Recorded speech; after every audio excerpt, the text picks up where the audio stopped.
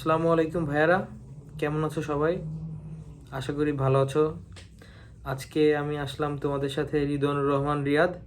এবং আমি তোমাদের সাথে আছি ফাহিম আলম। আমরা সবাই জানি কিছুদিন পরেই তোমাদের দোসেফে কলেজ এক্সাম, হয়তো আর 3-4 দিন সময় থাকতে পারে। তো আমরা আসি তোমাদের কাছে গাইডলাইন দিতে, তোমরা যাতে একটু ভালো করে এক্সাম দিতে পারো।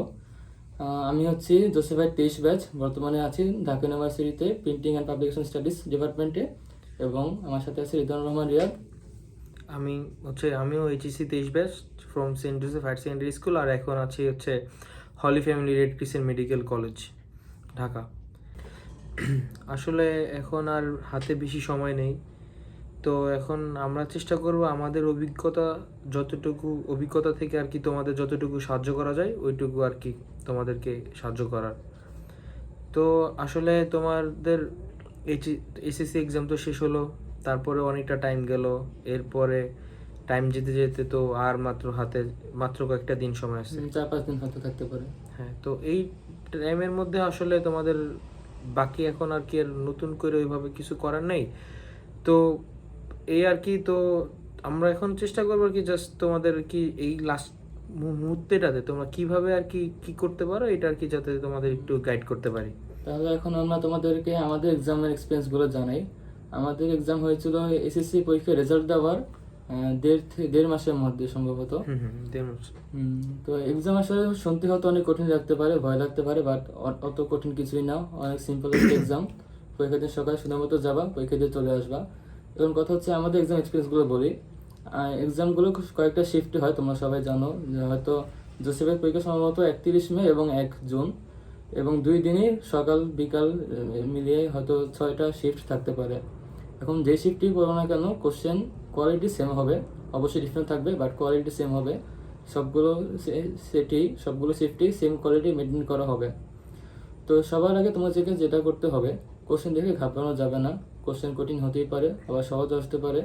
আমাদের সময় কোশ্চেন ইজি হয়েছিল, এবং আমি যতটুকু জানি প্রত্যেক বছর কোশ্চেন এই তোমাদের এসএসসি ক্যাটাগরি হয়ে থাকে। আমাদের সময় এসএসসি ক্যাটাগরি ছিল। আমাদের সময় তো এসএসসি দিয়েছিলাম হাফ সিলেবাসে, মানে শর্ট সিলেবাসে আর কি, বাট পরীক্ষা ছিল ফুল সিলেবাসে, কিন্তু সেটা কখনো ম্যাটার করে নাই, কারণ আমরা শর্ট সিলেবাসে পড়েই চান্স পেয়েছি। তো তোমরা যারা সিলেবাস নিয়ে চিন্তিত আছো, কোনো চিন্তা করার কিছু নেই, এক্সাম হবে এসএসসি ক্যাটাগরিরই। তো এই হচ্ছে আমার এক্সপিরিয়েন্স। তোমার এক্সপিরিয়েন্স বলো। তো এখন তোমার বিষয়টা কি, তো আমাদের এক্সাম টাইমে আর কি তোমার আর এই অ্যাডমিশন টেস্টের টাইমে আর কি বলা যায় না যে কোশ্চেনটা আসলে কিভাবে হবে, এমসিকিউ হবে নাকি ইয়া হবে, মানে জ্ঞানমূলক টাইপের কোশ্চেন থাকবে। যেমন আমরা এটা ভালো শিওরভাবে জানতাম না, তো তখন হয়েছে কি আমরা আর কি প্রিপারেশনটা এভাবে নেওয়ার চেষ্টা করছি যাতে এমসিকিউ আসলেও আমরা এমসিকিউটা পারি, বা জ্ঞানমূলক আসলেও জ্ঞানমূলকটা পারি। তো এইবারও তোমার আর কি ওইভাবে বলা যাচ্ছে না যে এমসিকিউ আসবে নাকি জ্ঞানমূলকটা আসবে। তো আমি বলবো যে তোমাদেরকে এভাবে প্রিপারেশনটা নিতে যে যাতে এমসিকিউ আসুক জ্ঞানমূলক আসুক, তোমরা কোনোটা দেখেই না ঘাবড়াও, আর তোমাদের প্রিপারেশনটা ওই টপ নচ লেভেলেই থাকে, যাতে তোমাদের কখনোই কোনো কোশ্চেন দিয়ে তোমাদেরকে আটকাইতে না পারে। তবে তোমরা চেষ্টা করবে যে হয়তো প্যারাগ্রাফ বা অনুচ্ছেদ দেখা আসতে পারে, আমাদের সময় এসেছিল, এবং প্রায় প্রতি বছর এটা আসে। তো রিসেন্ট যেগুলো হট টপিক আছে, যেমন মেট্রো রেল, পদ্মা সেতু, বা তোমরা তো অবশ্যই জানো, এই হট টপিকের সম্পর্কে কিছু ধারণা নিয়ে যেতে, যাতে তোমরা পরীক্ষায় প্যারাগ্রাফ আসলে লিখতে পারো। প্যারাগ্রাফ বলতে বড় প্যারাগ্রাফ না, শর্ট প্যারাগ্রাফ 5-6 লাইন লিখলেই হবে। তো তোমরা এগুলো একটু দেখে যাবা, যেগুলো হট টপিক আছে বর্তমান বাংলাদেশে বা ইন্টারন্যাশনাল রিলেটেড, এগুলো প্রতি বছরই এক্সাম প্যারাগ্রাফ থাকে, এবছর আসতে পারে, বাট আসা ম্যান্ডেটরি না, নাও আসতে পারে, বাট প্রিপারেশন নিয়ে গেলে ভালো। আচ্ছা ভাইয়া, তো সময় তো আর এখন আর বেশি বাকি নাই, হতে পারে আর কি আর 4-5টা দিন হয়তো আমরা পেতে পারি। তো অনেকেই ভাবতেছে যে ভাই 4-5 দিনে কিভাবে কি করব, কিভাবে প্রিপারেশনটা গুছাই নিব, পড়াটা গুছাই নিব। তো এখন কথা হচ্ছে ভাইয়া, এখন অনেকে দেখবা যে ভাবতেছে সব কিছু পড়ে শেষ করে ফেললো 5 দিনে, বা আবার অনেকে পড়তেছে না, হাল ছেড়ে দিছে যে আর কত প্যারা নিব মাথায়। আসলে বিষয়গুলো তো এরকম না। তোমরা এসএসসি 2 বছর একটা বই পড়ছো, তো তোমাদের বইয়ের মধ্যে মার্ক করা লাইন আছে বা কোন টপিকগুলো ইম্পর্টেন্ট এটা তোমরা জানো। ধরো ভর্তি পরীক্ষা হোক আর যে পরীক্ষা হোক, কোশ্চেন তো আর আকাশ থেকে দিবে না, তোমাদের মেইন বই থেকেই কোশ্চেন আসবে। সো তোমরা এই মুহূর্তে কি করবা, তোমাদের করা উচিতটা কি? তোমাদের করা উচিত তোমাদের যে মেইন বইটা আছে ওই বইটার উপরে মেইনলি ফোকাস করা। আর তোমরা যেই টপিকগুলো ইম্পর্টেন্ট মনে হয় বা ইম্পর্টেন্ট দাগায় রাখছো বইয়ের মধ্যে, ওইগুলো এখন করবা কি বারবার রিভাইজ দিতে থাকবা। মনে করো আমরা দেখবো অনেকে ভাববা যে পড়ছি তো মনে থাকবে, কিন্তু আসলে এক্সাম হলে ওই সময় অনেক সিচুয়েশনটা এত সুন্দর থাকে না, পরিবেশটা এত ভালো থাকে না যে তুমি মনে করো সব কিছু মনে রাখতে পারবা। তো এখন যদি তুমি বারবার রিভাইজ করতে থাকো যে লাইনগুলো ইম্পর্টেন্ট, যেমন বলা যেতে পারে অনুশীলনের যে কয়েকটা এমসিকিউ থাকে ওইগুলোও ইম্পর্টেন্ট, বা অনুশীলন মানে বইয়ের চ্যাপ্টারের মধ্যে কাজ থেকে কিছু এক্সপ্লেনেশন থাকে ওইগুলো ইম্পর্টেন্ট, এগুলো বারবার পড়তে থাকো, দাগানো লাইনগুলো বারবার পড়তে থাকো। বারবার রিভাইজ দিতে দিতে দেখবা যে তোমার কোয়েশ্চেন দেখলে পরে অটোমেটিক অ্যান্সারটা কী হবে এটা মাথায় চলে আসতেছে। তো লাস্টের এই কয়টা দিন এইটা একটা গুরুত্বপূর্ণ কাজ। আর একটা গুরুত্বপূর্ণ কাজ হচ্ছে এক্সাম দেওয়া। তো এক্সামের ক্ষেত্রে কিভাবে কি করা যেতে পারে? এখন এক্সাম খুবই একটা গুরুত্বপূর্ণ বিষয়। আমরা সবাই সারাদিন অনেক পড়ি, দিনে 10-12 ঘন্টাও পড়ি, কিন্তু এক্সাম দিই না। এক্ষেত্রে হয় কি, তুমি যে পড়াটা গত 3 দিন আগে পড়েছো সেই পড়াটা তোমার রিভিশনে থাকে না, তুমি ভুলে যাবা। বাট তুমি যদি এক্সাম দাও, তুমি পড়াটা একটু এক্সামে তুমি ভুল করবা, তুমি আবার ভুলটা শুধরাবা, তোমার পড়াটা আরও 2 মাস সময় থাকবে।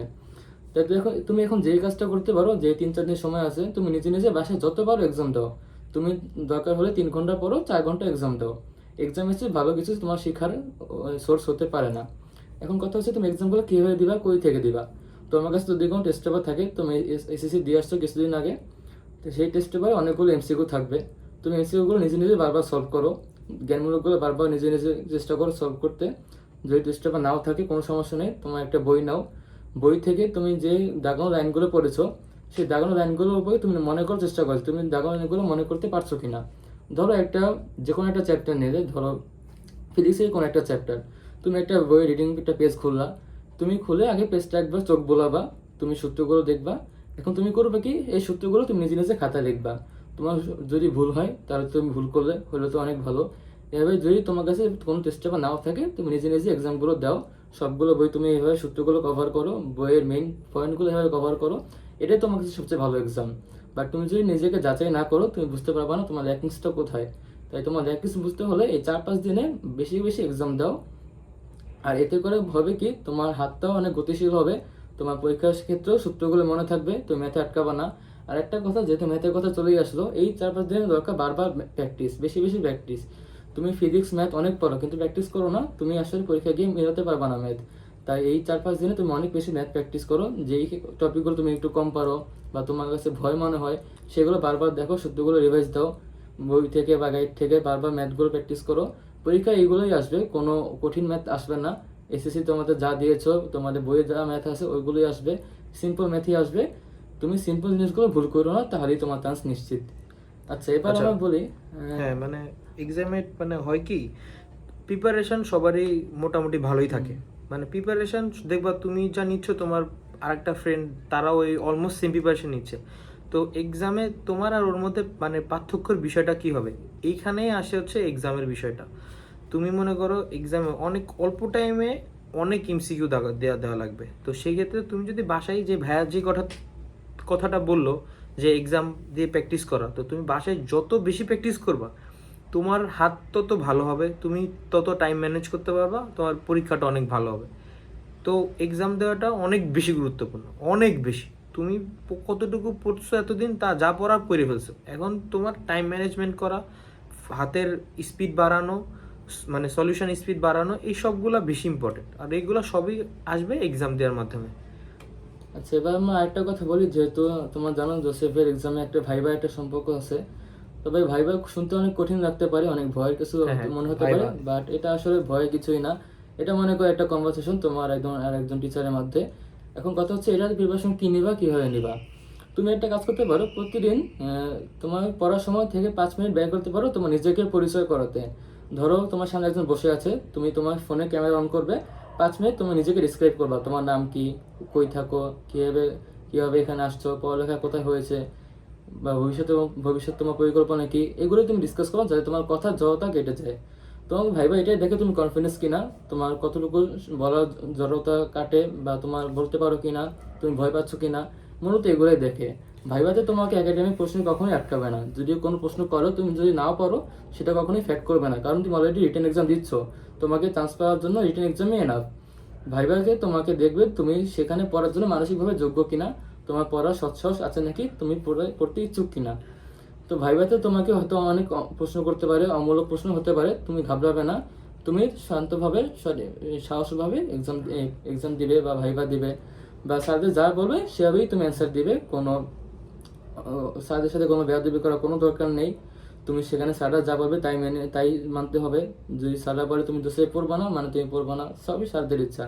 হয়তো প্রশ্ন করতে পারে এখানেই কেন পড়তে হবে, তোমাকে অন্য কলেজে তো আছে, তুমি বলবে স্যার আমার এখানে পড়ার অনেক ইচ্ছা, আমি অনেক পছন্দ করি কলেজটা, হ্যাঁ এটা অনেক অনেক ইউনিক একটা কলেজ।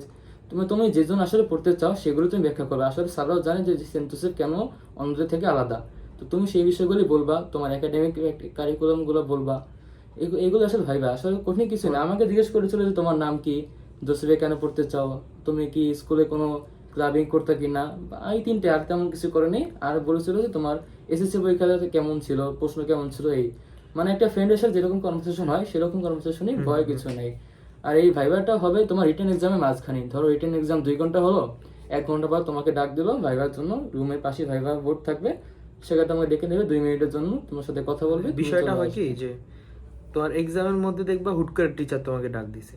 এখন ধরো মানে কথার কথা, তো হুট করে যে ডাক দিবে, তুমি হয়তো কোশ্চেন সলভ করতেছো, এর মধ্যে তোমাকে নিয়ে গেলো, তো ওই টাইমে দেখা গেলো টিচার দেখবে ওই রকম সিরিয়াস কোনো কোশ্চেন করতেছে না, কিন্তু হয়তো কোনো একটা কোশ্চেন করলো বাই এনি চান্স, তুমি পারলা না। তুমি যদি ওই টাইমে নার্ভাস হয়ে যাও, তাহলে কিন্তু তোমার বাকি এক্সামটা শেষ, খারাপ একদম। তুমি শিওর থাকো যে তোমার মানে এক্সাম খারাপ হয়ে যাচ্ছে, তুমি হয়তো চান্স পাবা না। কিন্তু তোমার ভাইবা যেমনই হোক, পারো আর না পারো, কখনো কনফিডেন্স হারানো যাবে না, তোমার কনফিডেন্ট থাকতে হবে। আর তোমার ভাইয়া যে কথাটা বললো যে ভাইবা আসলে জাস্ট তারা একটু দেখে যে ছেলেটার পার্সোনালিটি কেমন, বা এই জিনিসগুলো আর কি টিচাররা তোমার ভাইভাতে মেনলি দেখবে। সো ওইটা নিয়ে টেনশন করে না যে ভাইয়া কেমনে এক্সামের মধ্যে ভাইবা দিব, এক্সামের সাথে সাথেই ভাইবা, এটা কি কোশ্চেন করতে পারে ভাইয়া। অনেক তোমরা আশেপাশে অনেক ভিডিওস দেখবা যে এই করো ভাইবার এই প্রিপারেশন, ভাইবার প্রিপারেশন জন্য এই বই, সেন্ট জোসেফে, এইগুলো আসলে সব ভুয়া, বা এগুলো আসলে কোনো প্রয়োজনীয়তা নাই। তুমি ভাইবা দিতে যাবা, খালি তুমি কোশ্চেন পারো আর না পারো, তোমার মধ্যে যেন ওই কনফিডেন্স থাকে যে আমি পারি বা আমি ডিজার্ভ করি সেন্ট জোসেফে চান্স পাওয়াটা, এটা হচ্ছে বেশি গুরুত্বপূর্ণ। তো সর্বশেষ তোমরা ভালো করে প্রিপারেশন নাও, মাথা ঠান্ডা রাখো। আর এই এক্সাম শেষ এক্সাম না, জীবনে অনেক এক্সাম আসবে। হ্যাঁ হ্যাঁ, একটি কলেজ আসছে, অনেক কলেজ আছে, তোমাকে হতাশ হওয়ার কোনো দরকার নেই।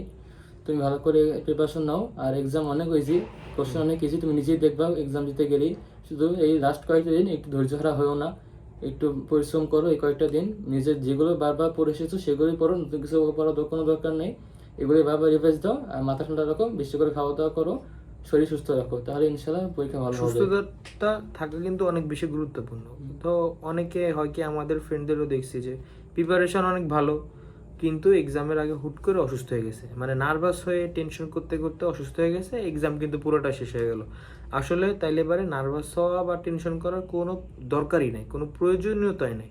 তোমরা জাস্ট রিল্যাক্স থাকো, ভাবো যে লাইফের একটা সিম্পল একটা এক্সাম, 1000টা এক্সাম দিছো জীবনে, ওইরকমই একটা এক্সাম জাস্ট তোমার লাইফে আসছে, তুমি জাস্ট ওইটা অ্যাটেন্ড করবা, চলে আসবে সুন্দর মতো, জাস্ট এইটাই শেষ। আর আচ্ছা, একটা কথা হয়তো আমরা মিস করে গেছি যে ভাইবা, তোমরা ভাইবা যেহেতু আছে না, তোমরা একটু ট্রাই করবা যে একটু ফর্মাল টাইপের ড্রেস পরে যাইতে আর কি এক্সাম দেওয়ার সময়। আমার ড্রেস আপ পরতে কি সাদা শার্ট কালো প্যান্ট? হ্যাঁ হ্যাঁ, এই টাইপের যে আসলে সাদা শার্ট তোমার ম্যান্ডেটরি না, সাদা শার্ট ম্যান্ডেটরি না, ধরো মানে তুমি ধরো জাস্ট একটা ফর্মাল একটা ধরো কালো শার্ট একদম ফুল, ধরো এরকম ব্ল্যাক ফুল হাতা শার্ট শার্ট পরতে পারো, পুরা ফুল হাতা শার্ট পরবা। আর জিন্স পারলে অ্যাভয়েড করো। হ্যাঁ, গ্যাবার্ডিং প্যান্ট টাইপ পরলা, আবার ধরো শু পরা ট্রাই করলা, বা লোফার পরলেও হবে। এগুলো যে একদম ম্যান্ডেটরি এরকম না, বাট তুমি নিজেকে আর কি ভালো দেখানোর তোমার জন্য, কি তোমার দেখবা নিজের কনফিডেন্স বাড়বে এগুলো থাকলে। যে একটা তোমার দেখেই আর কি টিচারদের একটা আলাদা ভালো লাগবে, যে না ছেলেটা অনেক স্মার্ট। ঠিক আছে, তো এই বিষয়গুলোই মাথায় রাখবা, ঘাবড়ানোর কিছু নাই। এই তো এই যে এক্সাম অনেক ইজি, চান্স পাওয়া তো অনেক ইজি। তো দেখবা যে এই যে দেখতে দেখতে 5-6 দিন আছে চলে যাবে, এক্সামও হয়ে গেছে, যা হওয়ার সব হয়ে যাবে। সো টেনশন করার কিছু নয়, লাইফের মতোই থাকবে, এক্সামের মতো চলে যাবে।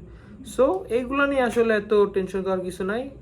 তো এই শেষ মুহূর্তে এইভাবেই প্রিপারেশন নিতে থাকো, আশা করি তোমাদের এক্সাম অনেক ভালো হবে, তোমাদের আগামী দিনগুলো অনেক সুন্দর হবে। তোমরা জোসেফাইট হওয়ার যে যুদ্ধ, এই যুদ্ধ জয় করে তোমরা জোসেফাইট হিসাবে আমাদের ক্যাম্পাসে আসো, এটাই আমাদের কামনা।